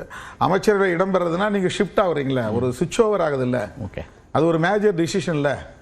அது எல்லாரோடையும் கலந்து பேசி தான் முடிவு எடுக்க முடியும். குறிப்பாக பொதுச் செயலாளர்கள் நம்மளோட நெருக்கமாக இருக்கும்போது அவங்கள்ட்ட பேசி தானே ஆகணும். அப்போ பேச வேண்டிய ஒரு தேவை இருக்குல்ல, ஒரு கன்வின்சிங் பாயிண்ட்டுக்கு நான் வந்தாகணும். அப்போ அதுக்காக நம்ம வந்து கூடி பேசணுன்ட்டு அவங்க கூப்பிட்றோம். மறுபடியும் அவங்க வந்து ஆதரவு தெரிவிக்கிறது முடிவு எடுத்துட்டா அமைச்சரவையில் இடம்பெறணும். அதில் அடுத்த டிஸ்ட் என்னன்னா, நீங்களே இடம்பெறணும். என்ன சொல்கிறாங்க, நீங்கள் உள்ளே போங்க. அப்போ தான் வந்து ஒரு ஒரு ஒரு சோஷியல் எம்பவர்மெண்ட் மாதிரி அது ஃபீல் பண்ண முடியும். வேறு யார் தனிநபராக போனால் கூட அது தனிநபருக்கான எம்பவர்மெண்ட்டாக மாறுமே தவிர அது ஒட்டுமொத்த சமூகத்துக்கான ஒரு எம்பவர்மெண்ட்டாக ஃபீல் பண்ண முடியாது. அதனால் கொஞ்சம் எஃபிஷியண்ட்டாகவும் நீங்கள் பண்ணலாம். அந்த தரப்பில் இருக்கிறவங்களும் அதை தான் விரும்புகிறாங்க. நீங்கள் அதை தான் விரும்புகிறாங்க. ஏன்னா இப்போ அவங்களுக்கும் அந்த மாதிரி அங்கே கான்டாக்ட்ஸ் இருக்குல்ல, எல்லாம் லீடர்ஸ் தானே. இப்போ அவங்கள்ட்ட அங்கங்கே அவங்க பேசுகிறதுலேருந்து இல்லை தோழர் வந்தால் நல்லாயிருக்கும், அவர் திருச்சி கிழக்கில் கூட இடைத்தேர்தலில் நிற்கட்டும், இது வந்து ப்ரொபோசல் அங்கிருந்தே வருது. ஆமாம், அவங்களே சொன்னதா என்ன சொல்கிறாங்க. நான் யார்ட்டையும் பேசலை, அவங்களே சொன்னதா என்ன சொல்கிறாங்க. இது வந்து ஓவர் ஃபோனில் மறுபடியும் வந்து விஜயை உறுதிப்படுத்துகிறார் உங்கள்கிட்ட. ஆமாம், என்கிட்ட வந்து கான்காலில் போட்டு கொடுக்குறாங்க. சார் நீங்கள் வாங்க சார், கம்ஃபர்ட்டாக இருக்கலாம், ஒன்றும் பிரச்சனை இல்லை, நீங்கள் என்ன நினைக்கிறீங்களோ அது மாதிரி இருக்கலாம் அப்படின்னு அவர் 2 வாரத்தில் சொல்லி முடிச்சிடுறாரு. அப்புறம் இடையில இருக்காங்க அங்கே சொல்கிறாங்க, அதெல்லாம் நாங்கள் வந்து தலைவர்கிட்ட சொல்லிட்டோம், ஒன்றும் பிரச்சனை இல்லை தோழர், நீங்கள் அதெல்லாம் எங்களோட இருந்தால் மகிழ்ச்சி, இது ஒரு செக்குலர் ஃப்ரண்ட் தானே அப்படின்னு பாசிட்டிவாக பேசுகிறாங்க. அவங்கள்ட்ட நான் என்ன சொன்னேன்னா, நாங்கள் உங்களை சப்போர்ட் பண்ணுறதுங்கிற முடிவை எடுத்துட்டோம், அதை ப்ராக்டிக்கலாக வந்து இம்ப்ளிமெண்ட் பண்ணணும், எங்கள் தோழர்களை கன்வின்ஸ் பண்ணணும், 2 எம்எல்ஏக்களுடைய கையெழுத்து வாங்கணும், இது எல்லாமே இருக்குது, நாங்கள் அதை பண்ணிடுறோம் அப்படின்னு. அப்போ அதுக்கு பிறகு 3 மணி அளவில் நாங்கள் இதெல்லாம் பேசி முடிச்சுட்டு 3 மணி அளவில் ஆதவர்ஜனுக்கு தகவல் கொடுத்து அந்த ஃபார்மெட்டை மறுபடியும் அனுப்ப சொல்லி, எங்கிட்ட அது இல்லை, அந்த பேப்பரை எங்கேயோ தொலைச்சிட்டோம், அதை எடுத்து வச்சது பேப்பரை அதுக்கப்புறம் கண்டுபிடிச்சிட்டோம். அங்கேயும் இங்கேயும் போய் ஒரு தம்பியில் கொடுத்துருந்தோம். அதுக்கப்புறம் அதில் போட்டால் 8ஆம் தேதி இருந்துச்சு. இல்லை ஃப்ரெஷ்ஷாக எடுங்க, 9ஆம் தேதி போட்டு எடுங்க அப்படின்னு போயிட்டு 9ஆம் தேதி போட்டு அதை பிரிண்ட் அவுட் எடுத்துகிட்டு வர சொல்கிறோம். என்னுடைய லெட்டர் ஹெட் வந்து தனியாக ஒரு ஆத்தென்டிக் லெட்டர் வேணும், ஒரு கவரிங் லெட்டர் வேணும் அப்படிங்கிறதுக்காக லெட்டர் ஹெட்டை வெளிச்சம் ஆஃபீஸ்லேருந்து எடுத்துகிட்டு வர சொல்கிறேன் தயாரிட்டு. அவர் போய் எடுத்துகிட்டு வர்றாரு. அதெல்லாம் எடுத்துகிட்டு வந்து ஆதவர்ஜின் முன்னாலேயே பிரிண்ட் அவுட் எடுத்து ஆதவர்ஜின் முன்னாலேயே நாங்கள் வந்து கையெழுத்துட்டு அவர்கிட்ட ஒப்படைக்கும் போது மணி 4. இதில் என்ன டிலே இல்லை, அங்கே தான் என்ன இதுக்கு இடையில என்ன சுற்றி வெளியில் பேச்சு நடந்துகிட்டுங்கிறது எனக்கு தெரியாது. ஆனால் என்கிட்ட சிலர் தொடர்பு கொண்டாங்க. அது ஒன்றும் அதிகாரப்பூர்வமான தொடர்புன்னு சொல்ல முடியாது. அவங்க என்ன சொல்கிறாங்கன்னா, உங்களை ப்ரப்போஸ் பண்ணிட்டேன் சார், இதை ஃபைனலைஸ் ஆக போது, நீங்கள் கொஞ்சம் வெயிட் பண்ணுங்கன்னாங்க. அவங்ககிட்ட நான் 2 மணிக்கு 2:15 மணிக்கு நான் சொன்ன வார்த்தை, இல்லை நாங்கள் வந்து ஒரு முடிவு எடுத்துட்டோம், அதில் நாங்கள் வந்து உறுதியாக 9ஆம் தேதி மதியம் 2 மணிக்கு சொல்லி மதியம் 2 மணிக்கு சொல்கிறோம். என்கிட்ட தொடர்பு கொண்டவங்கள்ட்ட நாங்கள் சொல்கிறோம். ஏன்னா முதலமைச்சரா துணை முதலமைச்சரா இந்த முடிவு எடுக்க முடியாம தான் விசிகே தடுமாறுது அப்படின்றதா வெளியில இருக்க விமர்சனம். அது உண்மையே அல்ல. ஆனால் அந்த ஆஃபர் வெளியில் இருந்திருக்கலாம், பேசியிருக்கலாம். எங்கள்கிட்ட அது பேசினாங்க, அந்த ஆஃபர் சொன்னாங்க தான். எடப்பாடி முதலமைச்சர், நீங்கள் துணை முதலமைச்சருங்கிறது கருத்து வந்துச்சு, அதை நாங்கள் ஃபன்னியாக தான் எடுத்துட்டோம். அதை வந்து உண்மையை அதுக்கு பிறகு ஒரு எனக்கு தலைவர் முதலமைச்சர் 40 வருஷம் எனக்கு கலை அனுபவம் இருக்குது. எனக்கு வந்து இந்த அரசியல் உளவியல் என்னவா இருக்குங்கிறது என்னால் வந்து ரொம்ப ஈஸியாக என்னால் புரிஞ்சுக்க முடியும். இது வந்து நடைமுறைக்கு ஒவ்வாத ஒரு விஷயம். இந்த ப்ரொபோசல் இது அவ்வளவு எளிதாக எல்லாராலையும் ஏற்றுக்கொள்ள முடியாது. அப்படிங்கும்போது நான் வந்து அதுக்கெல்லாம் வந்து ஈல்டாகிற ஆளும் இல்லை. 4 மணிக்கு விஜய் இவர்கிட்ட 2 மணிக்கு நான் அந்த தகவலை சொல்லிவிட்டு ஆதவர்ஜனை வர சொல்லி 4 மணிக்கு அவரை அங்கேருந்து வெளியே அனுப்பிச்சிட்டு நான் எங்கள் அலுவலகத்தை நோக்கி வர்ற நேரத்தில் மறுபடியும் ஒரு ஃபோன் வருது. நீங்கள் கடிதம் கொடுத்தா கூட பரவாயில்ல, நீங்கள் தான் முதலமைச்சர், நான் டிக்ளேர் பண்ண போகிறேன், தயவுசெய்து நீங்கள் ப்ரெஸ்ஸை மீட் பண்ணாதீங்கன்னு ஒரு ஃபோன் வருது. அப்போ நான் சொன்னேன், நான் கையெடுத்து கும்பிட்றேன், மன்னிச்சிருங்க, நான் ப்ரெஸ்ஸை மீட் பண்ணிடுறேன். இதில் வந்து எனக்கு இது எந்த தரப்புலேருந்து வருது? ஒரு தரப்புலேருந்து வருது. அவங்க வந்து இது வந்து இந்த இன்னார்னு குறிப்பாக நம்ம சொல்லணும்னு அவசியம் இல்லை. ஓகே. ஆனால் இந்த 4 மணிக்கும் அந்த அழைப்பு இருக்குங்கிறீங்க. 4:45. சரி, 4:45க்கு நான் வந்து ப்ரெஸ்ஸை மீட் பண்ணுறது எங்கள் வாசலுக்கு போயிட்டு நான் இறங்க போகிறேன். அந்த நேரத்திலே ரொம்ப முக்கியமான ஒரு சோர்ஸில் இருந்து, ரொம்ப ரிலையபிளான ஒரு சோர்ஸில் இருந்து எனக்கு அவங்க வந்து பேசுகிறாங்க. அப்போ நான் சொன்னேன், இந்த மாதிரி நான் டிக்ளேர் பண்ணிட்டேன், லெட்டர் கொடுத்துறேன், லெட்டர் கொடுத்தா ஒன்றும் பிரச்சனை இல்லை, அது ஒரு பெரிய விஷயம் இல்லை, நீங்கள் லெட்டரை எங்கள் கையில் கொடுங்க அப்படின்னா. அப்போ நான் இல்லை சொல்லிட்டு அறிவிக்கிறேன். இதில் எந்த இடத்துல எனக்கு டிலேன்னு எனக்கு தெரியல. அதாவது கம்யூனிஸ்ட் அறிவித்த இடத்துல இருந்து நான் முடிவெடுக்கிற இடம் வரையிலும் அவங்க வந்து டிலேன்றாங்க. கம்யூனிஸ்ட் அறிவித்த உடனே நான் அறிவிக்கணும்னு எதிர்பார்க்கிறது எந்த விதத்தில் சரியாக இருக்க முடியும்? இல்லை, ஒன்றா சேர்ந்து அறிவிப்போம்னு நீங்கள் அது நான் சொன்ன மாதிரி எதுவும் நடக்கலையே. அவங்க வந்து முன்னாடியே கொடுத்துட்டாங்களே, காமன் மினிமம் ப்ரோக்ராம் இல்லையே. கரண்ட் சிஎம் அவர் திரு M.K. ஸ்டாலின் அவர்களை போய் பார்க்கணுங்கிற அதுவும் நடைமுறை ஆகலையே. கவர்னர் போயிடுவாருங்கிற அடிப்படையில் லெஃப்ட் பார்ட்டிஸ் வந்து உடனே கொடுத்துட்டாங்க. அது ஒன்றும் தப்பு இல்லை. அது அவங்க கொடுத்தது வந்து பிரசிடென்ட் ரூல் வரக்கூடாதுங்கிறத நாம் அதை குற்றமாகவும் பார்க்கல. இல்லை, அப்படி ஒரு சினாரியோ இருந்துச்சா? அதுவே இப்போ பிரசிடென்ட் ரூல் வரும் அப்படின்னு இவங்க சொல்கிறாங்க. அது வந்து தாவேக தரப்பில் சொல்லப்பட்ட ஒரு செய்தி. எப்படி வந்து உடனே வந்து இவர் ஒரு லார்ஜஸ்ட் பார்ட்டியாக இருக்கும்போது எப்படி பிரசிடென்ட் ரூல் உடனே போட்டுற முடியும்? அவங்க அவசரப்படுத்தி வாங்கணுங்கிறதுக்காக. இதுக்கு இடையில நீங்கள் சொன்ன மாதிரி காங்கிரஸ் தரப்பு வந்து என்கிட்ட பேசினாங்க. திரு கார்கே அவர்களே என்கிட்ட 2 முறை பேசினார். ராகுல்ஜி பேசுவார்னு சொன்னார், பட் ராகுல் பேசலை. கேரளாவில் இருந்தும் எம்ஏ பேபி என்கிட்ட பேசினார். அப்புறம் காங்கிரஸ் ரமேஷ் சென்னிதாலா பேச விரும்புகிறாருன்னு ஒரு கால் என்கிட்ட வந்துச்சு. கார்கே அவர்கிட்ட என்ன சொன்னேன், நீங்கள் எடுத்த முடிவை தான் நாங்கள் எடுக்க போகிறோம் அப்படின்னு சொல்லிட்டேன். நான் இடதுசாரிகளும் நாங்களும் ஒரே முடிவு தான் எடுக்க போகிறோம், உங்கள் முடிவு தான் நாங்கள் எங்கள் முடிவு, அதில் எந்த மாற்று கருத்து இல்லைன்னு சொல்லியாச்சு. ஆனால் கம்யூனிஸ்ட் கொடுத்த அந்த அதே பொழுதில் நாங்களும் கொடுக்கணும்னு அவங்க எதிர்பார்த்துருக்காங்க. அப்போ வந்து நான் சொன்னேன், இல்லைங்க எங்களுக்கு ஹை லெவல் கமிட்டின்னு ஒன்று நாங்கள் வந்து ஆர்கனைஸ் பண்ணியிருக்கிறோம், அந்த கூட்டம் முடியறதுக்கு 2 hours ஆகும், அதுக்கு பிறகு தான் நாங்கள் முடிவு பண்ணுவோம் அப்படின்னு எம்ஏ பேபி அவர்கிட்ட நான் சொல்லிட்டேன். அவர் என்கிட்ட கேட்டார், அவரோட ஸ்டேட்மெண்ட்டும் டிஃப்ரெண்ட்டாக இருந்தது. முதல் நாள் டெல்லியில் பேசும்போது அவர் ஒரு கருத்து சொல்கிறாரு பேபி, அப்புறம் மதுரையில் பேசும்போது அந்த கருத்தில் முரண்படுறாரு. இந்த திமுக இணைந்து வர்றதை பற்றி சொல்கிற இல்லை, அதை பற்றி நாங்கள் வந்து அதெல்லாம் ஆரம்பத்திலே வந்து இக்னோர் பண்ணிட்டோம்.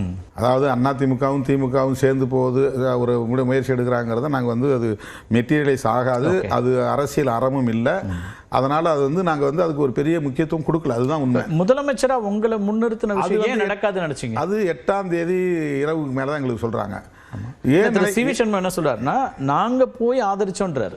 திரு எடப்பாடிக்கும் அவருக்குமான முரணை பத்தி பேசும்போது, அதாவது ஒரே பகுதியில் இருக்கக்கூடிய சிவி சண்முகம் அது அவர் சொன்னப்போ தான் நமக்கு தெரியும் அங்க உள்ளுக்குள்ள என்ன பிரச்சனை நடக்குது நமக்கு தெரியாது. அது முக்கியமான ஒரு கேள்வி. அங்க பாமக இருக்காங்க, பாமக என்ன ஸ்டாண்ட் எடுத்தாங்க நமக்கு தெரியாது. அடுத்து பிஜேபி ஒரு வேட்பாளர் ஒரு உறுப்பினர் இருக்கார், அவர் இங்கே வந்து ஆதரிப்பாரா வெளியே இருப்பாரா அல்லது அவங்க அதை கழிச்சுட்டு தான் இவங்க இந்த கணக்கு போடுறாங்களா எதுவும் எனக்கு தெரியாது. இந்த கால்குலேஷனுக்குள்ளே நாங்கள் நுழையல. இது வந்து இதுக்குள்ள வரல. ஆனா வெளியில இருந்து உங்களை மையப்படுத்தி வந்தனால அந்த கேள்வி வைக்கிறேன். திரு சிவி சண்முகம் பத்திரிகையாளர் சந்திப்பில் சொல்றாரு, நாங்கள் அத்தனை பேரும் ஏற்றுக்கொண்டோம், நாங்க போய் திரு எடப்பாடி பழனிசாமியை வலியுறுத்தினோம், அவர் ஏற்றுக்கொள்ளவில்லை என்பதாக ஒரு கருத்தை வைக்கிறாரு. அது அவங்க உட்கட்சி பிரச்சனை. அதுல என்ன நமக்கு தெரியாதுல்ல அங்க என்ன நடந்தது. பிறகு உங்கள்கிட்ட 4:45 அழைப்பு வந்தப்ப அவரும் ஏற்றுக்கொண்டாதான் அந்த அழைப்பு வந்திருக்க முடியும். ஆமா ஆமா அப்படிதான். அதனால கேட்கிறேன் நான். எல்லாருமே கன்வின்ஸ் ஆயிட்டாங்க. ஓகே, உங்களை ப்ரப்போஸ் பண்ணியாச்சு, டிக்ளேர் பண்ண போறோம், நீங்க வெயிட் பண்ணுங்க. இதுதான் வந்து எனக்கு வந்த தகவல். இப்ப வெளியிலேருந்து பார்க்கக்கூடிய பலருக்கும் நீங்க எடுத்த முடிவு அரசியல் ரீதியாக பல விஷயங்களை யோசிச்சு தான் எடுத்திருப்பீங்கனாலும், ஒரு வாய்ப்பு ஒரு பட்டியலினத்திலேருந்து ஒருத்தர் ரெப்ரசன்ட் பண்ற சோஷியல் ஜஸ்டிஸை பேசுற ஒரு ஸ்டேட்ல அது மிஸ் ஆயிடுச்சோ அப்படின்னு பேசுறவங்களும் இருக்கிறாங்க. அப்படின்னு பேசலாம், நாங்கள் அப்படி நினைக்கல, நான் நினைக்கல. ஏன்னா நாங்கள் 2 சீட்டு தான் எங்கள்கிட்ட இருந்து அந்த டிமாண்ட் வந்து இனிஷியேட் ஆகலை. நாங்கள் 2 சீட்டை வச்சுட்டு எப்படி அது மாதிரி கேட்க முடியும்? இதை வந்து அதிமுகவை உடையாமல் பாதுகாத்துக்கணுங்கிற கட்டாயம் அதிமுக தலைமைக்கு இருக்குது. திமுகவுடைய எதிர்காலம் எப்படி இருக்கும் அப்படிங்கிற ஒரு அச்சத்திலிருந்து திமுகவுக்கு ஒரு நெருக்கடி இருக்கலாம். அவங்க 2 பேரும் சேர்றதுக்கான ஒரு தேவையை அவங்க உணர்ந்திருக்கலாம், நமக்கு அதை பற்றி தெரியாது. எங்களுக்கு அந்த மாதிரி எந்த நெருக்கடி இல்லை. எங்களுக்கு 2 இடங்கிறது வந்து ஒரு பெரிய விஷயம் இல்லை.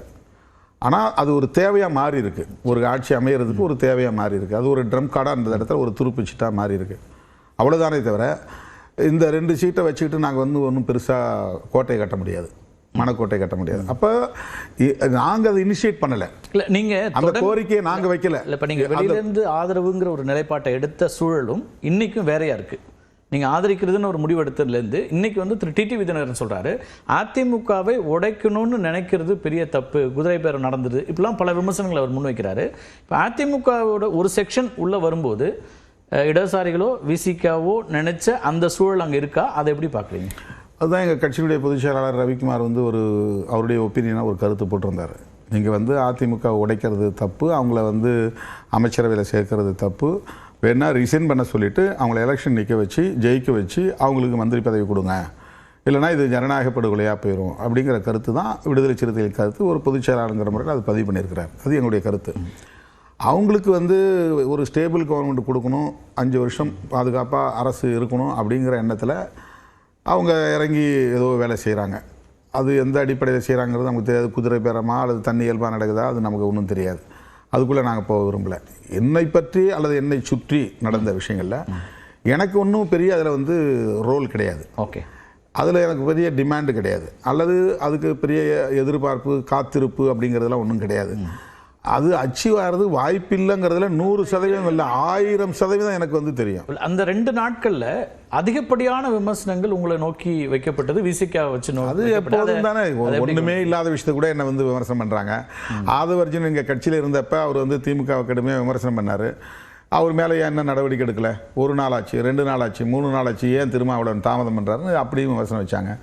ஒரு கட்சியை நடத்தி பார்க்குறவங்களுக்கு தான் தெரியும். புரிதலுக்காக கேட்குறேன். ரொம்ப டெமோக்ராட்டாக இருக்கிறதே ஒருவேளை இந்த கேள்விகள் எல்லாத்தையும் உங்களை நோக்கி வருதோ? ஆமாம், அதுதான் காரணம். ஜனநாயகம் அதிகமாக இருக்கு. எல்லாம் என்ன நினைக்கிறாங்கன்னா, திருமாவளவன் வந்து ஒரு ஆட்டோக்ராட்டாக ஏன் முடிவு எடுக்க முடியாது, அவர் சொல்கிறது தானே கேட்குறாங்க அந்த கட்சிக்காரங்க. கம்யூனிஸ்ட் கட்சிக்கு வந்து இப்படி ஒரு ப்ரொசீஜர் இருக்குது, பார்ட்டி தான் ஸ்டாண்டு அப்படின்னு அவங்க சொல்கிறாங்க. தனிநபர் வந்து முடிவு எடுக்க முடியாதுன்னு நான் சொல்கிறேன். நான் அதே மாதிரி தான் இருக்குது. நான் தனிநபர் முடிவு எடுக்கிறது இல்லை, அது உங்கள் பார்வை. திருமாவளவன் முடிவு எடுத்துருவார் நீங்கள் நினைக்கிறீங்க. நான் அப்படி எந்த முடிவும் எடுத்ததில்லை. எங்கள் கட்சியில் எல்லா முடிவுகளையும் எங்கள் தோழர்களோட கலந்து பேசி தான் நாங்கள் எடுக்கிறோம். இன்றைக்கி இருக்கிற சூழலில் இன்னமும் விசிகாவுக்கு அமைச்சரவையில் இணைந்து கொள்ளுங்கள்ங்கிற அந்த அழைப்பு இருக்கிறதா? ஏன்னா கிரீஷோட அங்கே சொல்கிறாரு, 2 நாள் முன்னாடியே சொன்னார், காங்கிரஸுக்கு அழைப்பு கொடுத்துருக்காங்க, நாங்கள் அமைச்சரவையில் இடம் பெற போகிறோம் அப்படின்றாங்க. விசிகாவுடைய நிலைப்பாடு என்ன? அதாவது நாங்கள் இந்த முடிவை அறிவிக்கிறதுக்கு முன்னரே நம்முடைய தோழர்கள், குறிப்பாக பொதுச்செயலாளர் ரவிக்குமார் போன்றவங்க அந்த முகாமில் இருக்கிற தோழர்களோட தொடர்பு கொண்டு நாங்கள் நிச்சயமாக வந்து அமைச்சரவையில் இடம் பெறுவோம், அதனால் எங்கள் தலைவருக்கு நீங்கள் அதுக்கான ஒரு வாய்ப்பு கொடுக்கணும் அப்படின்லாம் பேசுகிறது உண்மைதான், பேசியிருக்காங்க. அதுக்கு பிறகு என்கிட்ட வந்துச்சு. நான் சொன்னேன், இல்லை நம்ம ஏற்கனவே எடுத்த முடிவில் நம்ம உறுதியாக இருப்போம், அதை தான் நான் டிக்ளேர் பண்ண போகிறேன்னு சொல்லி வந்து டிக்ளேர் பண்ணியாச்சு. ஆனாலும் கூட அதன் பிறகும் தோழர்கள் வந்து நீங்கள் அப்படி வந்து இருக்கக்கூடாது, கட்சியில் வந்து 2 எம்எல்ஏக்கள் இருக்காங்க, இப்போ அவங்களில் 2 பேர்லேயும் 2 பேரையோ அல்லது ஒருத்தரையோ வந்து அமைச்சராக்கலாம் அப்படிங்கிற ஒரு டிஸ்கஷன் போயிட்டு இருக்குது. மேஜராக வந்து நான் உள்ளே வரணும் அப்படிங்கிறது தான், உள்ளே போகணும் அப்படிங்கிறது தான் எங்கள் தோழர்கள் வலியுறுத்தக்கூடிய முக்கியமான ஒரு விஷயம். அதை நான் வந்து இன்னமும் வந்து ஒரு ஒரு ஸ்ட்ரகிளிங் நடந்துக்கிட்டே இருக்கு. நீங்கள் சொல்லக்கூடிய செய்தியிலேருந்து நீங்கள் உள்ளே வர்றது அப்படின்னா அமைச்சராக இல்லை, துணை முதலமைச்சர் குறைந்தபட்சம் இருக்கணும், அப்போ தான் அதுக்குள்ள சிஸ்டமில் ஏதாவது சேஞ்சஸ் அப்படிங்கிற ஒரு கருத்தையும் உங்களோட இருக்கக்கூடியவங்க தான் சொல்கிறாங்க. தாவேக்கு அதில் என்ன பார்வையில் இருக்குது? அவங்க தரப்புலேருந்து ஏதாவது அதை பற்றின வியூ பாயிண்ட் இருக்கா? இல்லை, அவங்க என்ன சொன்னாங்க அப்படின்னு சொன்னால், ரவிக்குமார் வந்து அவங்களோட உட்காந்து பேசும்போது அவங்கள்ட்ட இருந்து சொன்ன விஷயம் வந்து, இல்லை டெப்டி சிஎம்ங்கிற போஸ்ட்டே நாங்கள் கிரியேட் பண்ண போகிறதில்ல, யாருக்கும் தர போகிறதில்ல. அதாவது தலைவர் உள்ளே வந்தாருன்னா அவருக்குரிய மரியாதை நாங்கள் வந்து நிச்சயமாக கொடுப்போம். அவர் ஒரு சீனியர் பொலிட்டிஷியன், ஒரு சீனியர் லீடர், நிச்சயமாக அவருக்குரிய மரியாதை நாங்கள் கொடுப்போம் அப்படிங்கிற தகவலை சொல்லியிருக்காங்க.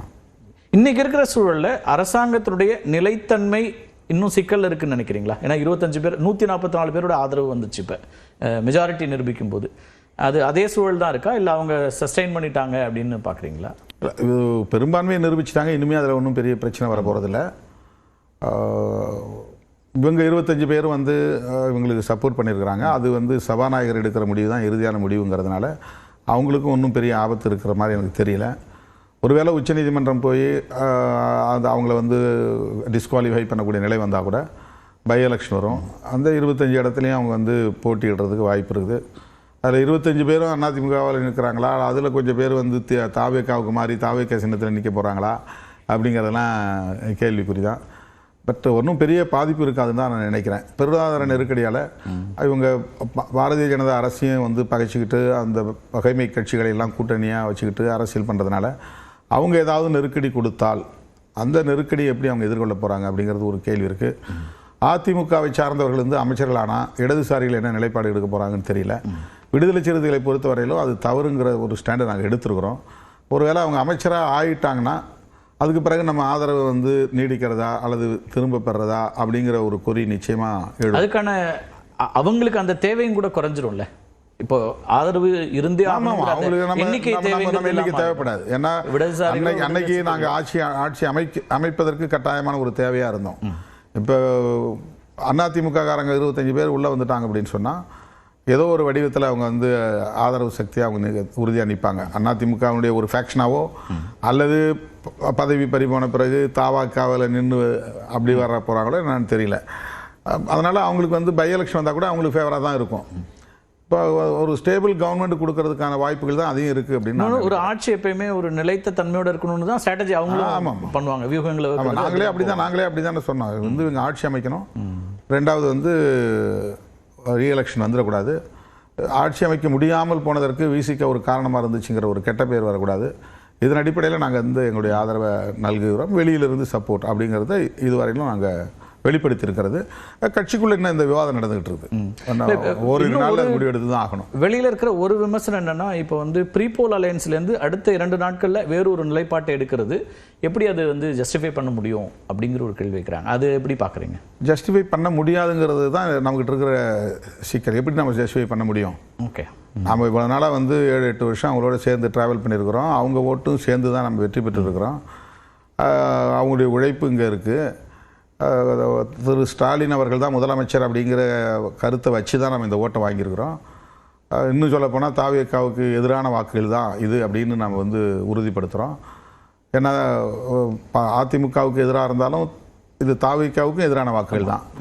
அப்படிங்கும்போது நம்ம வந்து உடனே ஒரு ஷிஃப்ட் பண்ணுறது, ஒரு கூட்டணி தாவுறது அப்படிங்கிறதுல நமக்கு ஒரு நெருடல் இருக்குது. ஓகே, இப்போ அதனால தான் நாம் வந்து உடனடியாக இந்த முடிவை வந்து எடுக்கிறதுல ஒரு நல்ல ஒரு எலாபரேட்டான டிஸ்கஷன் தேவைப்பட்டுச்சு.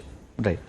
கட்சியில் இருக்கக்கூடிய முன்னணி தோழர்கள் மத்தியில் இதை பற்றி ஒரு விரிவாக பேச வேண்டிய தேவை இருந்தது. அதுக்காக நாங்கள் எடுத்துக்கிட்ட கால அவகாசம் தான் அது. அது ஒரு பெரிய டிலேவே கிடையாது. அவங்களே ஒரு டேட்டை ஃபிக்ஸ் பண்ணிட்டு, ஒரு டைமை ஃபிக்ஸ் பண்ணிட்டு, அதுவே ரொம்ப விரைவாக தான் எடுத்திருக்கீங்கன்னு நினைக்கிறேன் இல்லையா? ஏன்னா இது ஒரு முக்கியமான ஒரு டெசிஷன், ஒரு ஷிஃப்ட் அப்படி சொல்ல போனால் யூ ஆர் பர்ஃபெக்ட்லி கரெக்ட். நீங்கள் வந்து சரியாக அதை சொல்கிறீங்க. நாங்கள் வந்து மிக மிக அவசரப்பட்டு தான் அந்த முடிவு எடுத்துருக்கோம். இது வந்து தாமதமே கிடையாது. அவங்க பிரசிடென்ட் ரூல் வரும்னு தாவேக்காவை சொல்லி அவசரப்படுத்துகிறாங்க. நாங்கள் சொன்னதன் அடிப்படையில் இடதுசாரிகள் சொல்லி இவ்வளோ நேரம் ஆச்சு, நீங்கள் ஏன் சொல்லன்றாங்க. இப்போ இதுக்கு இடையில் இருக்கிற ப்ராசஸ் யாரும் சிந்திக்க மாட்டேங்கிறாங்க. நான் ஒரு கட்சி நடத்துகிறேன். கட்சிக்குள்ளே வந்து பல கருத்துக்கள் இருக்குது. அது ஒரு விவாதத்துக்குரிய கருத்துக்கள். அப்போ அதெல்லாம் வந்து விட்டுட்டு அவங்க எடுத்த உடனே நீங்கள் அறிவிக்கணும் அப்படிங்கிற எதிர்பார்ப்புங்கிறதே வந்து ஒரு அண்டமேக்ரெட்டிக். அது இப்போ இந்தியா கூட்டணியோட அந்த தொடக்கத்தில் உங்களோட ரோல் ரொம்ப முக்கியம். இந்த ஆரம்பிச்சது. இப்போ அது எப்படி போகும்? ஏன்னா காங்கிரஸ் ஒரு பக்கம் இருக்குது. இந்தியா கூட்டணி நீங்கள் வந்து இப்போது வரைக்கும் இடதுசாரிகளும் விசிகாவும் ஐயுஎம்எல்லும் திமுக கூட்டணியில் தொடர்கிறோம் அப்படின்ற ஒரு நிலைப்பாடு எடுத்திருக்கீங்க. இப்போ இந்தியா கூட்டணிங்கிறது அப்போ என்னவா இருக்கும் இந்த இடத்துல? காங்கிரஸ் எந்த துணிச்சலில் இந்த முடிவு எடுத்தாங்கன்னு எனக்கு தெரியல. அவங்களுக்கு ஒரு விஷயம் இருக்கலாம் ராகுல் காந்திக்கு. அதை நம்ம வந்து இப்போ யூகம் பண்ணி ஒரு கருத்து சொல்ல முடியாது. ஆனால் முதல்ல இந்தியாவிலேயே ராகுல் காந்தி தான் அடுத்த பிரதமர் அப்படின்னு முன்மொழிந்தவர் திமுக தலைவர் 2019. பிற மாநிலங்களுக்கும் போய் அவங்கள எல்லாத்தையும் காங்கிரஸுக்கு ஆதரவாக மடைமாற்றம் செய்ததில், அவங்கள அணி திரட்டியதில் திமுக தலைவருக்கு ஒரு பங்கு இருக்குது. இந்தியா பிளாக் அப்படிங்கிறது ஒரு பெரிய அரசியல் சக்தி. அதை நான் வந்து அப்படி தான் பார்க்குறேன். அது காங்கிரஸை முதன்மைப்படுத்தி, இப்போ நாங்கள்லாம் தமிழ்நாட்டில் இருந்த எல்லா கட்சிகளும் காங்கிரஸை முதன்மைப்படுத்தி தான் பேசணும். அதில் எங்களுக்கு நிறைய விமர்சனங்கள் இருந்துச்சு. ஈழத்தமிழர் படுகொலையில் வந்து பிரதானமாக இருந்த கட்சி காங்கிரஸ். அந்த கட்சிக்கு திருமாவளவன்லாம் போய் முட்டு கொடுத்து நிற்கிறார் அப்படிங்கிற விமர்சனம் இருந்துச்சு. அந்த விமர்சனங்கள்லாம் தாண்டி பாரதிய ஜனதாவுக்கு எதிராக அகில இந்திய அளவில் அனைத்து அரசியல் சக்திகளையும் ஒருங்கிணைக்க இந்த பிளாட்ஃபார்ம் அவசியமானது அப்படின்னு நம்ம உணர்ந்து எல்லா விமர்சனங்களையும் தாண்டி அவங்களோட நம்ம நின்னோம். இப்போ வந்து அது தமிழ்நாட்டிலேருந்து சிதறி போச்சு. இப்போ இந்தியா பிளாக்கில் திமுக இருக்காது. இப்போ டிவிகே, காங்கிரஸ், இடதுசாரிகள் அப்படி தான் அந்த இது உருவாகுமா, அது கண்டினியூ ஆகுமா, அதுக்கான வேல்யூ இருக்காதுங்க அப்படிங்கிறது தெரியல. நீங்கள் பிடிஐ கொடுத்த அமைச்சரவையில் இணைவது அப்படின்னா நான் சேர மாட்டேன்னு தான் சொல்லிட்டு இருக்கிறேன். என்னை பொறுத்தவரையிலும் இண்டிவிஜுவலாக அமைச்சரவையில் நான் சேர மாட்டேன். ஏன்னா இங்கே தனிப்பட்ட முடிவை நீங்கள் எடுக்க மாட்டீங்கல்ல. இப்போ அதான் நீங்களே சொன்னீங்க. அதுதான் நான் தோழர்கிட்டே சொன்னேன், ரவிக்குமார் போன்ற தோழர்கிட்ட சொன்னேன். என்னுடைய பர்சனல் ஒப்பீனியனாக சொல்கிறேன். கட்சியும் அமைச்சர்களை சேரக்கூடாது, நானும் அமைச்சர்களை சேர மாட்டேன். இது என்னுடைய பர்சனல் ஒப்பீனியன். கட்சி டிசிஷனாக நீங்கள் ஏதாவது சொல்கிறதுனா சொல்லுங்கள். எதிர்காலத்தில் நாம் யாரோட தொடரணும், எந்த கூட்டணியில் நீடிக்கணும், எதிர்காலத்தில் நம்முடைய அரசியல் போக்கு என்னவா இருக்கும் அப்படிங்கிறத கருத்தில் கொண்டு உங்கள் கருத்தை சொல்லுங்கள். அப்படிங்கும்போது அவங்க மறுபடியும் நம்ம அமைச்சர்களை இடம்பெறணும், நீங்கள் கட்டாயமாக அதில் இருக்கணும் அப்படிங்கிறத வலியுறுத்திக்கிட்டு இருக்கிறாங்க. இன்னும் நான் ஒரு முடிவுக்கு வரல.